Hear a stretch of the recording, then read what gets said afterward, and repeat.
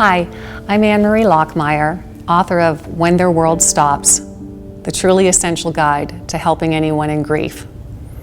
The holidays are coming up, and this can be a really tough time for anyone who's lost someone, especially the first year.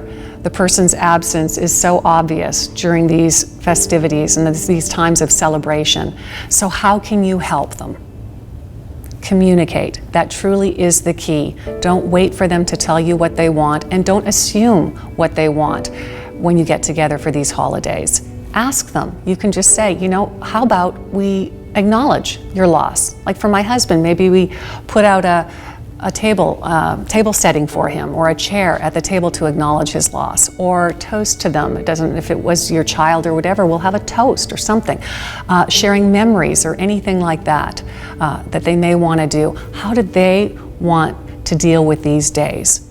They're not going to tell you if you don't ask them. And the biggest mistake we do is we don't ask. And then we end up saying nothing, so the grieving person doesn't know what to do and they feel uncomfortable and you feel uncomfortable. So again, just communicate. I promise it will go great if you communicate. So let's talk about if they're going to go or not. There's a few different options. They may go, have a great time. Great. Others may go and end up breaking down after an hour because they just can't take it. It hurts too much. Tell them that they can stay if they want and be just the way they are. But if they want to go, let them go. But encourage them as they go out. Say, thank you so much for coming. And here, how about a little bit of a doggy bag or something like that to go with so that you can enjoy some munchies or some sweets later. And I'm so glad that you came today because we know this is so tough. Others may decide not to go at all, and you need to let them not go, because often it can be way too painful for us to go to these things and try to pretend we're okay. Let us have the freedom to do that if that's what we want to do.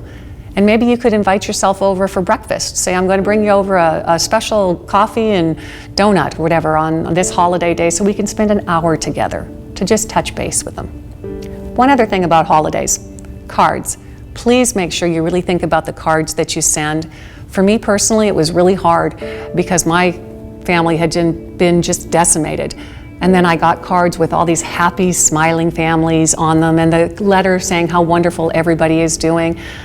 That was not easy, but I know they didn't mean anything about it.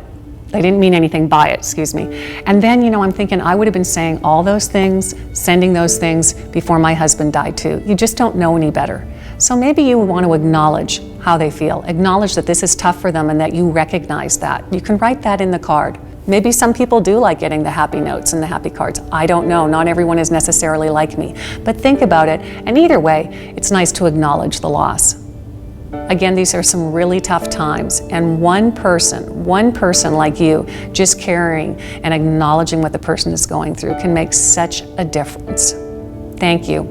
And if you want more information or more resources of this time of year, you can read my book or you can go on my website at comfortforthehurting.com. Thanks.